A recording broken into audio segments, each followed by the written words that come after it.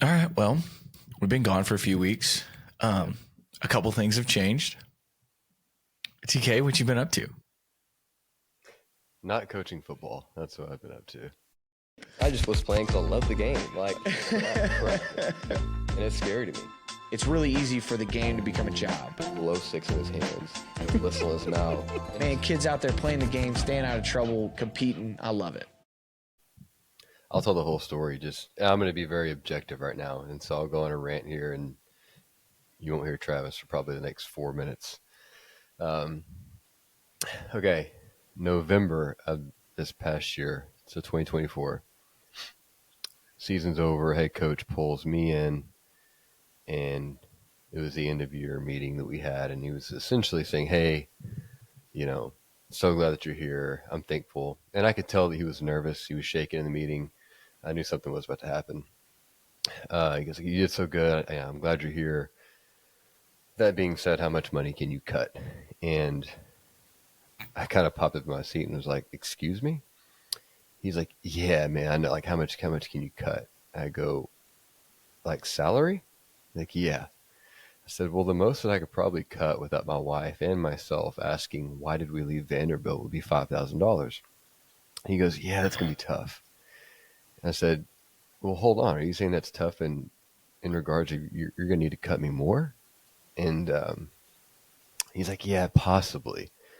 I don't know." I said, "We talking like 10 to 15?" He's like, "Maybe." And I said, I can't do that." And so he goes, "I'll know more in winter break." And, we at Lipscomb, we have we have a winter break. And so that would have been about a month. About a month later. And so anyway, it was happened to me and one other guy on staff. Well, word got out to some people that this was going to happen, and people in this community were not happy. And so one donor in particular reached out to the head coach and was like, "Can't do that. Like, we can't lose these guys." And apparently the head coach, told that donor, um, "Yeah, I'm not going to cut their pay. Don't worry about it." I said, "Okay." So you fast forward all the way to May 27th, and I get a text message. It's me and the other guy in a text thread. It said, "Hey, we need to have a meeting on Thursday to talk about our pay." Now, mind you, from the month of November to May 27th, there was not one word said about pay. He acted as if the meeting had never even happened. Um, I did have a deep, like feeling like I feel like this is going to happen. Thinking like maybe $5,000 or $10,000, and I just got to find something on the side to pick that money up. So when we get that text a few weeks ago, which is a week after our baby was born, I immediately texted him back and I said, "Hey, I need to know what this meeting is about. Can you elaborate?" And he says, "Yes, it's about pay and where pay can help out." And I knew immediately what he was about to do. So I'm like panicking, and I text him back. I said, "Jamie, I need to know right now. Are you cutting my pay?" He said, "Yes, still cutting your pay." I said, "This is life altering. I just had a baby. I need to know, how much are you cutting my pay?" And he said $20,000, which obviously, yeah, I know. Like, there's so much wrong, obviously, with what happened there. And not my life, I full transparency, I start crying. I'm in the parking lot of the school because I was the only one working. Shocking. Um, and I'm crying, and because your first thought as a father, it wasn't even like, "Oh, I'm not coaching ball anymore." My first thought was like, I've got to provide for my daughters, my now son, and then more importantly, my wife. And so, how can I do that with the $20,000 pay cut? I can't. And so I freak out, and we here in Tennessee, we start football in June. And so I go through the first, I think, week or two of practice, knowing that like I won't be here. I can't. I'm going to give these guys a couple of weeks. As he did say, he goes, "There's ways to make it up. Um, I'll figure it out." I knew that was a lie. I knew that wasn't going to happen. And so give him a couple of weeks, doesn't say a word about it. And I had to do what I had to do. And I called some people. And obviously at that time, like, it's June. There's nobody hiring. And so I reach out to a guy that I know decently well, and he ends up providing me a job opportunity. And like, is it what I want to do? No, it's not. Like, I'm grateful for the opportunity, and it is giving me back the money that I was making initially so I could provide for my family. But like, I'm not coaching football. I hate what happened. And so I took the job, and I had to leave out of nowhere. And um, it's just frustrating because, like, for those listening, like, who aren't aware of coaching, like, even in life, like, pay cut is not a thing. Like, you don't cut people's pay, because how on earth will that person be intrinsically motivated if you cut their pay in the first place? Like, they're not. And so you either fire people or you give them a promotion. So A, that's wrong. B, you don't do it over a text message. That's such a cowardly thing to do, and just no backbone and so scared. You don't do it in a group message to where that's how you're trying to initially do it. And then worstly, you don't take their money and give it to the people you just hired on staff. That's what makes it worse. And then I think what makes the whole thing worse is then after talking to certain people in administration, I should have been told even way before November, because they were aware of it, that my pay cut was happening almost near August. If I was told even in November, I could have gotten a job. But I wasn't. And I know the administration was upset with that. So instead of being told in November, even though they knew and were supposed to tell me way before then, they waited all the way until, or he waited all the way. I'm not going to say they, this is he. He waits all the way until May 27th to tell me where I can't get a coaching job. And then and this is where I'll go just very unfiltered here. I knew this was going to happen too. And so to where kids aren't going to leave. Okay, well, that's not going to happen because you can't treat people the wrong way and not expect repercussions. So what's happening now? Okay, well, now your quarterback's going to leave. Okay, now your left tackle's going to leave. Now your center's going to leave. And again, like, I'm not saying this is because of me. I'm just saying, like, when you do these things, especially as a high school coach, you are not doing them just to the coach or just to the kid. Every decision you make, you're affecting families, whether it is a coach's family or whether it is your kid's family.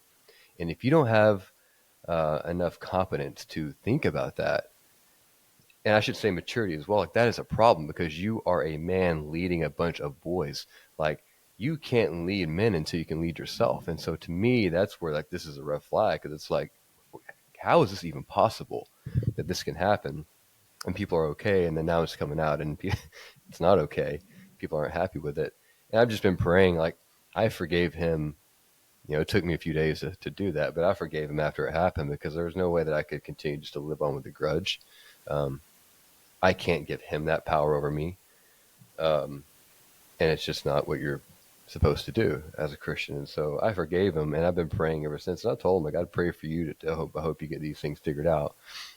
And I'm praying more for the kids so they have a better experience. Because at the end of the day, I think that's what coaches forget is we as coaches are responsible, especially as a head coach, and this is you are responsible for the user experience the kids get. They only get the one experience. We've already had ours, and I think it's our responsibility to make sure that experience is the best of their ability. So when they leave, they can always reflect back with their friends on the experience that Coach McLean gave them. And so, yeah, it's been a rough month for me and my family. It's hard. You know, I mean, I never thought in my wildest dreams that I wouldn't be coaching ball for a season. So it sucks, to be honest with you. But I also know that, like, God's plan it's already written, A, and B, it's better than whatever I could imagine. It's just really hard when you're in the thick of things to like, you know, think on that and say, hey, I know it's better. Like, it's easier said than done. And I do believe that. I think there's two things you have to have. You have to have belief and faith. I think too many times we have faith, but not enough belief. I have faith. I struggle on day to day with belief because I'm like, how is this what's supposed to happen? But the belief, I think, in the true faith is what's going to get you through. So that's why I'm currently recording at my house, not the office, because I don't have an office anymore. So, yeah. And I think that shout out TK, because, you're a better man than me. There's no way I'm forgiving I would eventually, but 2 days is crazy. I do one thing I wanted to, like, my 2 cents on it is, like, when you say like, I've already forgiven him, or like, I don't blame him, like part of this has to be like, there has to be an upper level, like, you know, accountability from the sense of like, you put somebody in charge you put a captain on a ship that had no business being a captain, right? You put somebody at the leader of a program that had no business being there. And I know that that's the hard part of hiring and appointing, you know, head coaches and athletic directors and things of that nature. But there has to be some accountability from that standpoint too, because like you said, you don't, and some of the kids have said, like, you don't treat people this way and then expect people to follow you. Like, that's not how the world works. But also I think that, you know, if there was any doubt in anybody listening, TK is going to coach again. And he's going to be a highly successful coach again. This is a situation that, you know, him not being on the sideline in the fall was a decision made for him, not by him. And what that means is that he'll be back. We all know he'll be back. Shoot, I've tried to hire him like 6 times. But the other part of that is that keeping in mind that like, there's guys that are ball coaches that like all of a sudden they screw up. They piss away their opportunities. They make a mistake that gets them off the sideline and out of coaching. And there's some self-accountability that has to go on there. And there's some of those situations that have occurred in the state of Texas this year with some prominent names. But this is one where, like I said, the decision was basically made for you, not by you. And that's the worst part. Because I know you, I know your resume, your work ethic. I mean, you've known that you wanted to be an offensive coordinator, a football coach, a head coach. You've known that since, I don't know, probably you were 5.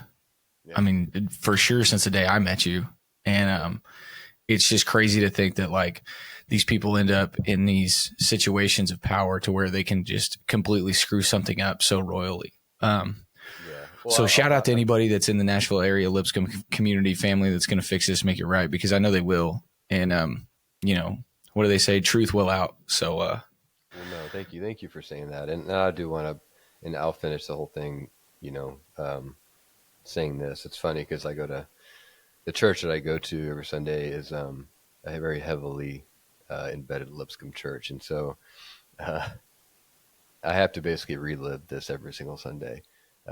Like, and I have, and then like, I'm at this point, I'm over. Like, it's just, and that's why I love Lipscomb, because they are so infatuated with the program and with Lipscomb itself. And so when these things happen, they get frustrated. And so I have to live it every Sunday, and it is kind of tough, like emotionally. I think the only thing that I've heard that's frustrating over the last week is and I knew this was going to happen, but there are some families apparently that I've been used as like a scapegoat, essentially. And the story, I guess, somehow got twisted to where I don't know how exactly. I've heard apparently some families are saying like to other families, hey, make sure you have your facts straight. What happened to TK? Because what actually happened didn't happen that way. And it's funny because it's like, okay, well, first off, why would I put myself basically through hell right now? Like, on purpose. If you have any, and what's funny too, it's like, okay, I have the text message, like literally, like, and so A, dumb to do that, but like B, anybody wants to have any proof? There it is. Like, so it's like, no, like, I say that to say I'm frustrated, not because I care what the families think, but there's just so many players on that team. I respect all of them, but like, there's so many that I love, and it's just like, I don't want them thinking that I left them for something better, like that I was selfishly trying to go grab. It's like, no, brother. Like, I already had started game planning for the first game of the year. Like, this is not what I wanted. And I think that's where I kind of get sad, because it's like, I just want everybody to know that this is not my own doing. I did not have a choice in this situation. Financially, and we have pretty mature kids, and financially, I've already talked to a lot of them. They're like, hey, I get it. Like, I'm pissed, but I totally get you have to do what you do for your family. We'll be okay. So I'll finish with that, but yeah, we'll move on. Yeah, and I think that's, you know, situations like this, true colors, like, you know, believe people when they show you their true colors. And you know, we've all been in those situations that, like, you know, a coach leave. I've left 2 programs now, which, you know, is weird to say, and every time is hard. And every time, there's those tough conversations with the kids and the community members that you're close with. And there's also those people that immediately take it as an opportunity to take shots at you and your family. And, it kind of reaffirms the decision that you're making, to come up with excuses as to why something in your life didn't pan out and blame it on somebody who's, either being forced out of a situation like you or pursuing, a different opportunity, a bigger school, any of those things. And it's just ironic and funny. You hear those kids that like, or those family members that they want their kids to do this and they're your best friend and blah, blah, blah. And then the second you hold their kid accountable, you're out to get their kid. And, so now they're going to try and politic their way into controlling your future. And that, to me, that it's funny. It's funny to me because I know at the end of the day, we're always going to be okay. A ball coach is a ball coach and we're going to find somewhere to coach ball. But the audacity for you to tell me what you want, and then when I hold you to the expectation of reaching that goal, you getting upset and blaming me because it wasn't easy, and being comfortable and confident enough to go into the community and say just flat out lies is crazy, right? And I think we've touched on this before, but I think that that's one of the biggest issues, right? It's really easy to make those blanket statements like, well, problem is blah, blah, blah. But say what you want about the guy. Deion Sanders said it best. The kids have not changed. The parents have. 100%. And everything that's perceived as a problem from a kid is a reflection of the example that they're being given. So when that kid does something to circumvent the system or cheat the system or make excuses, that's a learned behavior. Where are they learning it? And if you have a problem with somebody saying that and holding you accountable to that, then I can just flat out tell you that like our program's not going to be for you. Yeah. Because I learned from what I consider to be one of the best, and this is the way we did it, and it worked really well. And I'm not smart enough to come up with a completely new way that's going to be as successful. So we're just going to do it that way, because I know that way not only is successful, but it makes great people. And if you want to be a great person, then, I-30 runs east and west, baby. There's plenty of schools that want guys that just want to exist. So I wanted you to have the opportunity to stand your ground and get ahead of anybody that's trying to say anything that's other than the truth. And we also know, like I said, that, your path, your resume speaks volumes to where this is purely seasonal. And I know that you're going to be back on the sideline, highly successful in the very short term future. So, with that being said, I know you have to relive it every Sunday, so we'll move on and we won't do it again. But there is something else that I want to talk to you about, and I made sure to get clearance on some of the specifics and the details of this information. And we're just not going to hold back, because we have touched on, kind of danced around the subject of like modern day recruiting, NIL, all those things, right? And I'm pretty protected here in the state. Public school is still king. The association is still great. Teacher pay just got better, right? All of those things are relatively in place, but nothing's perfect, right? We just had a kid in the state of Texas who lives in a border city that is committed to the University of Arkansas, that was convinced by the University of Arkansas staff to move to an Arkansas school. Why did they want him to move? Because they're worried that he's going to flip his commitment to another school. So they wanted to pay him an extra $100,000 in NIL now instead of when he enrolls in January. And icing on the cake was to give him and mom a free apartment for a year. And so, hey, you're going to bail on the program that you've been a part of, that made your name and how you're a major player in. You're going to bail on them at the beginning of the summer of your senior year because we're going to throw some cash at you. Mind you, if we were halfway, what's a 16, 17, 18-year-old kid going to do? Hey, here's $100,000 in a free apartment. Coach, this is what's best for my family. Totally get that. Let's talk about the adults that put that in front of the kid. If you were a good coach and if you knew that y'all were going to hold on to this commitment you would just up his NIL for when he gets there. Correct. But we didn't do that. What we did was, let's throw some money at him now so he feels guilty about decommitting. We buy his commitment early. And because he's in a state currently where we can't do that, we got to move him. So we're going to get him movers. We're going to get him an apartment. We're going to get him closer to us so we can keep a closer eye on us. Mind you, and I say we, I'm not privy to this. I just know it's been going on. I know that money that is going to enter their bank account when he moves to his new town, that's not the first money you've given him. Mind you, we know that people have been finding way around the rules during this NIL recruitment for a while, but all of a sudden you got insecure in your ability to hold commitments hard and fast. So you're going to try and even more circumvent the system of what is currently in place here in the state of Texas so you can buy that commitment and morally guilt that kid into staying with you.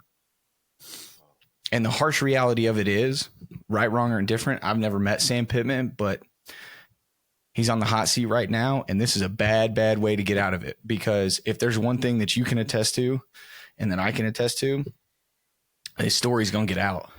And a lot of people are going to know that they did this.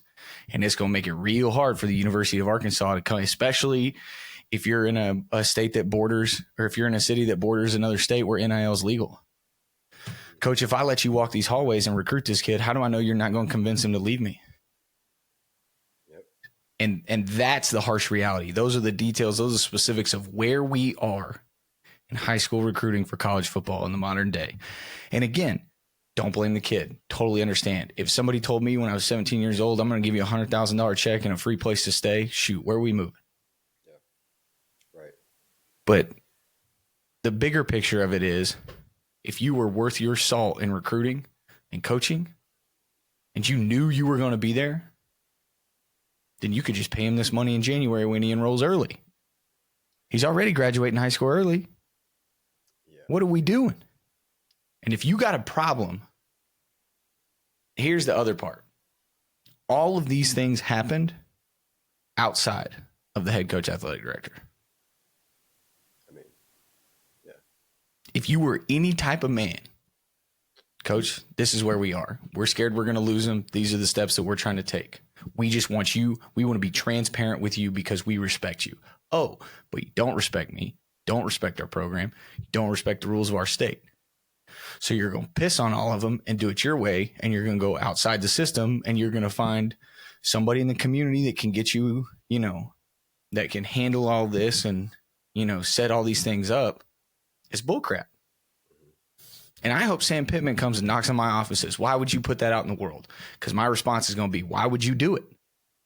It ain't me saying it ain't the problem. Yeah. Your only problem with the situation is that I'm saying it out loud. And there might be 7 people that listen to this. But those 7 people might be in situations of power to where they can make sure you don't walk the halls of their school. Right. And I'll never be somebody that tells a kid, hey, don't go there. But I'm also never going to be somebody that lies to a kid. Let me tell you what that guy did. Maybe he doesn't do it to you, but he's done this. Right? I mean, I think you made a good point, too, circling back to all this was dealt outside the head coach. And it makes me think, so a couple weeks back, I guess this was maybe 2 or 3 weeks ago. I was still at Lipscomb, and I went to the Vanderbilt camp, and my quarterback was there, and quarterback looked very good. OC calls my name because it's Vanderbilt. It's like, yeah, obviously I coached there, so I was on the field watching the camp, and he's like, hey, TK, come here.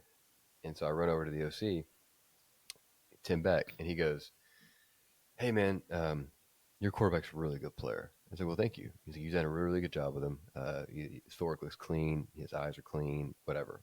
I said, well, thank you. He goes, we need to offer him. I said, well, that's awesome. He goes, are you okay with that? And dude, I almost lost it, in joy. I go, Coach, first off, yes, totally, you can offer him. Second off, thank you so much for what you just did, because what you just did, I haven't heard that, and I don't know how long. I do remember my first year coaching, which would have been, I don't know, like 2015. Yeah, ish. Yeah, 2015. 14. That 14. That was still a time where, like, if you saw an offer outside that you weren't known of as a coach, it's kind of like, whoa, what are you doing? Like, you didn't talk to me.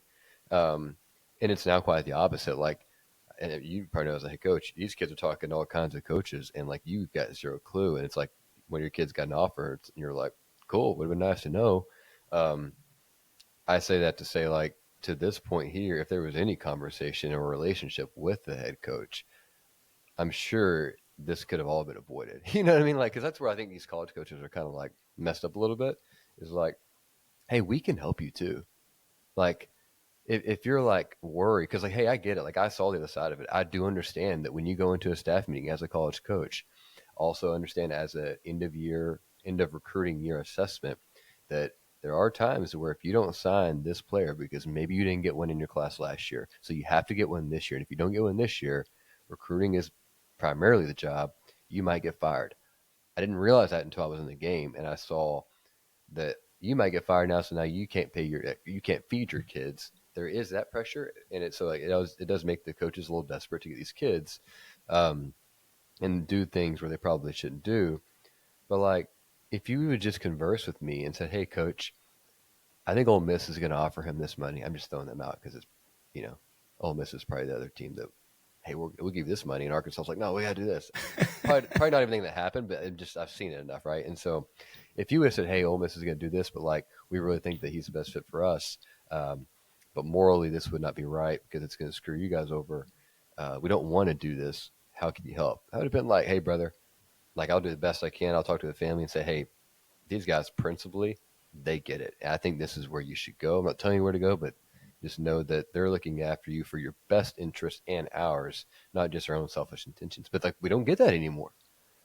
So yeah, I mean, like, I'm not saying it all could be avoided with just conversations with us, but it's like at least have one. Like, And that here's the caveat to it is that they didn't say anything to the head coach of that high school program. But then when he found out and called him out on it, now the apology tour starts. I shoot you a text message, you don't respond. And then when you find out that I know, now you're calling me back. And I don't answer, so you call me again. And then you have somebody else call me. And then the head coach calls me. And I'm red buttoning you because you weren't in a hurry to talk to me. Why should I be in a hurry to talk to you? Oh, hey, we're sorry. Bull crap. You're not sorry. You're sorry you got caught. Yeah. But I do want to make sure and say there are still coaches in major college football, like the example you just gave, that don't do that. Mm-hmm. I remember Shane Fletcher. He was the head coach at Honey Grove. He's been a long time head coach in Texas. He retired from high school coaching. Now he's coaching O-line at his alma mater, I believe is Southeastern. I'm just blanking. Fletcher's going to call me an idiot for not knowing. But when he was at Honey Grove, OU wanted to offer his 4-star athlete that played quarterback, Ryle Morris. He was like, "Man, that's awesome. I can't wait." And then a day or two passes and nothing's on Twitter and blah, blah, blah. Oh, the OU position coach calls, "Hey, coach, we just, we want to touch base." And he was like, "Well, have you offered him yet?" And he's like, "Coach, we wanted you to do it. We wanted you to let him know that we wanted to offer him." I'm like, it doesn't need to be exactly that way, but that's cool. You respect the dynamic and the relationship enough of the program and the person to make sure that, listen, I get it. If I'm part of the process, I'm level 1, right? I'm out here on the edges. But understanding how much time, effort, and emphasis we've put into this kid, we've invested into this kid over the last 4 to 6 years, right? Making sure that we know that you respect our program, respect our process. That's what we're looking for. It's a lot easier to have hard conversations with somebody I know respects me in the process. And if I have to find out through back channels and hushes and rumors and ignored texts, and it comes at, "Hey, don't tell your coach we're doing this. We're just going to have to do it. And we're just going to have to deal with the consequence." That's bullcrap. Yeah. And whether it's this year, 2 years from now, 3 years from now, it's going to bite that staff in the butt. And it's embarrassing to me because I used to think that Sam Pittman was. I used to think. I mean, he's a good ball coach, but I used to think that he was one of the good ones. And it's going to be hard to change my opinion after this, because him and Ronnie Fouch, the receivers coach out there that orchestrated this whole thing and found somebody that wasn't on the football staff but was within the community that helped set it up and was their go-between to make sure that the coaches didn't find out and they could make it happen. They could pull the wool over their eyes, and then all of a sudden he's posting on Twitter, officially enrolled in blah, blah, blah. You're the guy that set that up. It may not be today. It may not be tomorrow. It may not be this year. But at some point, somebody's going to ask me, and I'm going to tell them the truth. And, Tommy Tuberville had some of the same stories about stuff like that, how he treated guys, and how he left programs and how he treated kids of programs that he took over. And now that there's this much money involved in the game and that money's trickling down into high school, my vote is Texas High School Coach Association has the kind of power to make it difficult. You can't formally do it, but my vote is if you got a Power 4 kid and Arkansas comes to talk to him, you're busy. They're busy. Yeah.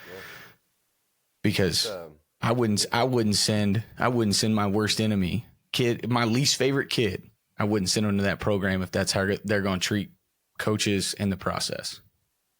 I agree with that. I like to talk about philosophy, and so I'll talk about.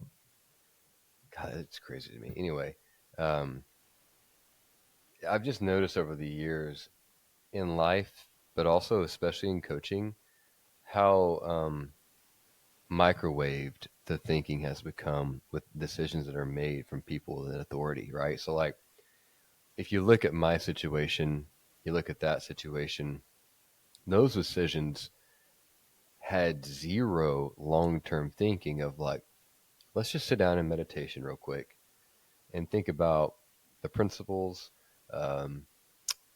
What's the long-term impact going to be with this decision? I feel like that just doesn't happen anymore because everything is go, go, go, go, go. And so so I think maybe obviously with my situation, I think it was just ineptitude and obviously no forward thinking. I think in that situation, it's those and or arrogance, right? Because you get that really with your P4 programs of yeah, but at the end of the day, we're Arkansas, we're going to be able to recruit whoever we want. Who's going to tell a kid to not come here? The high school? Come on. That's seriously how they think. There just is no moral thinking anymore, but especially in the coaching world, as far as because this world is so big and small at the same time, that's where when these decisions get made, whether it's my decision to happen to me or the one you're talking about, dude, it's going to be national before you know it. Everybody in this fraternity will know. And so you need to meditate and be still on everything that comes off of your tongue, because it's out there forever. So and if you don't do that, you're stupid. And stupid things will happen to you. And so I just feel that's where this world's going with how we handle things. It's just sad because it just feels like there's such a loss of confidence there is now, and no stillness anymore in thinking what you're doing. So those things will obviously be surfaced if they're not already. And I just hope repercussions happen because, they need to. Otherwise, the snowball will keep going. Well, and like you said, the microwave thought process, it's so short-sighted. Because here's the thing. Here's what I can guarantee you. That program and that head coach, in the very short term, they're going to have a better athlete, right? Yeah. At a different position. And you know what? He's a well-established coach. He's got a great network. And people trust him from an authority, opinion standpoint. And if you think one of the people in his network, who's also a head coach or a coordinator at a school that's got major talent, you think they're going to welcome you with open arms, you're dead wrong, right? The audacity to think that your program that is struggling is bigger than the profession, is bigger than the morality, is bigger than the honesty and the transparency, you're an idiot. You're a flat out idiot. And from what I've heard about Ronnie Fouch and the way he goes about these things, he is. And I've never met the guy. And he may approach me and be like, why would you say that? Because the person who said it, I trust with my life. If you got a problem with that, change the perception, change the reality. Point blank, period. Now, we're not in a situation, Mount Vernon's not in a situation where I got any P4 kids this year or next year. Who knows what's after that? But what I do know is that the second I do, they ain't going to Arkansas. Because it's going to be real hard for you to come see them. That's powerful. And I'll never tell a kid he can't go somewhere, but I'll make it real hard for him to get to know you. And I'm going to tell him the God's honest truth. I'm going to sit him down in my office and say, listen, if these behaviors are the type of things that you want to align your future with and your opportunity to go to the NFL and to graduate, if that's what you if those are the behaviors that you trust with your future, hey, by all means. I'm just telling you, I wouldn't. Correct. So good. Let's just make sure that we understand that, like, yeah, we're lowly peon high school coaches, but sometimes if you shake the wrong branches of that tree, we can move mountains if we need to. So yep. I don't need to be lied to and told how great I am. I just need to be treated with respect. And I'm so fired up and mad, and it didn't even happen to me, but it happened to somebody that I trust and I respect. And it happened in a proximity of our profession and our state that it could very well happen to me in the short-term future. And so as angry as I am, I'm also now a little bit paranoid that it's gonna. Yeah. And I just want to make sure that it is abundantly clear what my approach and response will be if somebody tries to do that to one of our kids. Because you're not doing that because you care about the kid. You could pay that kid that money in 4 months, in 6 months. Yeah. Right. But you're just impatient. And you want to prove that you've got enough control and power to do it, to lock it in your way and not what's best for everybody. Because the harsh reality is, if you were as good of a recruiter and good as a relationship builder as it takes to carry out long-term the recruitment process, you wouldn't be this worried. Because everybody that's recruiting this kid is playing by the same rules. Because of the state he lives in. It's a level playing field. You're changing the venue to give yourself an advantage, which to me tells me you're scared. You're scared you're going to lose him. So you're trying to buy him when you could buy him in 6 months, above table, totally legal. But let's also make sure that we don't forget, like I said at the beginning of this rant, it ain't been above table and we're not stupid. Yeah. We're just trying to also continue to protect and do what's best for the kid. Mm-hmm. But you've been bending the rules since day one, and everybody bends the rules. Yeah. But sometimes when you bend too hard, it breaks. And somebody might accidentally tell someone of power when you broke it. I'm not saying I would. Let me ask a question. I'm just saying I wouldn't be surprised if someone did. Would principally this answer, I already know the answer, it's no. But would the situation be any better if this was done a year ago? Better? I wouldn't use the word better. Different? Different. Okay. Earlier and above table? Yeah. It's really hard. It's really hard for me to be like, listen, I get it. Because now they're making a long-term investment, not a short-term investment. Right. But who's to say you can't set up a trust in this kid's name with an activation day of January 1st, 2026? Yeah. Hey, this is $100,000. And over the next 6 months, we're going to break it up into payments of XYZ, $6,000, whatever it is. I don't know the immediate math. Every week that you stay committed to us, we're going to put a portion of that $100,000 into this trust. Mm-hmm. And it's going to go into your name, and you're going to have access to it on January, whatever, the day you enroll here. And then we're also going to start your originally agreed upon NIL deal for your freshman year. Wow. Oh my gosh. So now I have a viable asset that I can use to pull credit against. Yeah. So I can to a certain degree access that money locally without having to screw over my head coach, my program, my friends, blah, blah, blah. And again, none of this is at the kid. Yeah. Kid was presented with an option, not multiple. Yeah.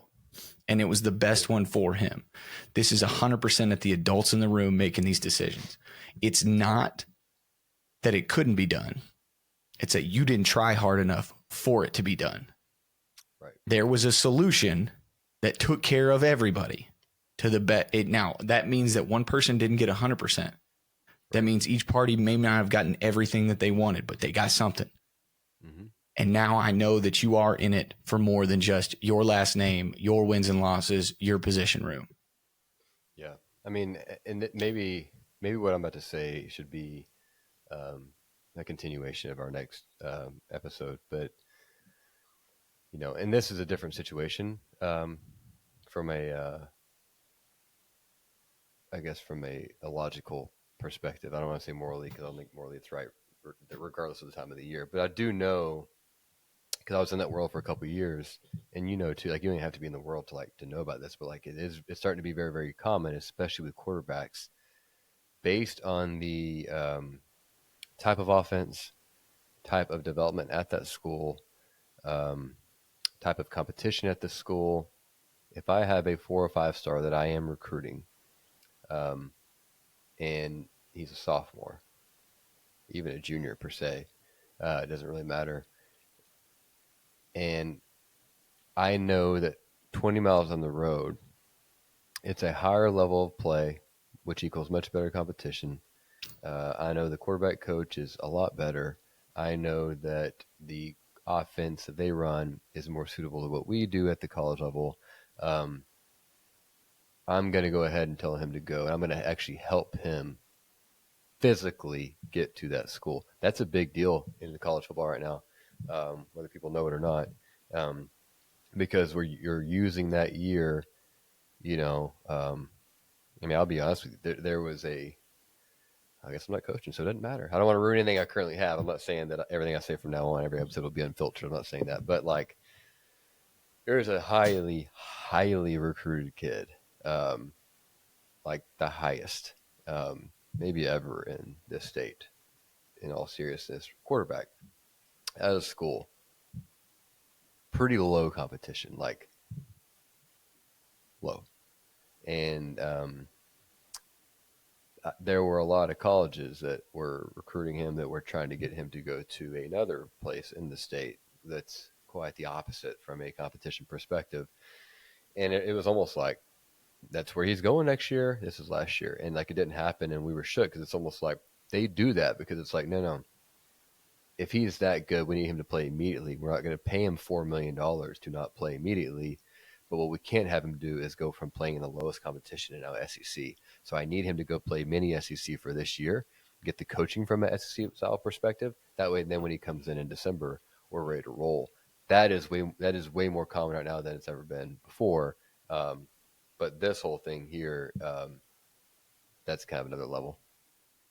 Yeah, and to be honest, I don't know how I would respond to that. Like, if I was the head coach of a kid that they were trying to get to just transfer to another school because we're not good enough. Oh yeah. But at the same time, I can tell you the easiest way for me to cope and deal and respect it is for you to just tell me that, Coach. I'm gonna be honest with you, right? Yeah. You guys are not super successful. You don't play in a very tough conference. And we see this guy as a day one starter, but for him to have the ability to fulfill that potential, he's got to be pushed from a competitive standpoint. And we think this is what's best for the kid. Hey, cool. I respect that. If he goes, he goes. Appreciate your honesty. If he doesn't, I would just ask that you drop it. Right? Which is way different than like, hey, meet me outside your house. I got something to tell you kind of bullcrap. Which, and I get it. Like, it is what it is. Not everybody's going to play the game above table and by the rules. But I just, it's a scary direction if this is going to become way more common. And I'll tell you right now, you know what I hope happens? I hope that he moves there and they pay him this money. And then the day before early signing day, he flips his commitment, comes back to the state of Texas and signs with a Texas school. And they just wasted all that money. Because I can tell you this, the way that they handled this agreement and the way that it was set up, it ain't like, who is it? Kirby Smart that's doing the early pay, but they owe the money if they decommit and go somewhere else. Right? It ain't set up that way. I can promise you that. Because they rushed this thing so fast that there was no way that they crossed those T's and dotted those I's. Right. So, anyway, it's summer. Not a lot's going on, right? Pretty slow couple weeks. Yeah. Yeah, real slow. Nothing new at all. But, anyway, don't screw us over. High school coaches give a crap. So just give a crap about us. We care.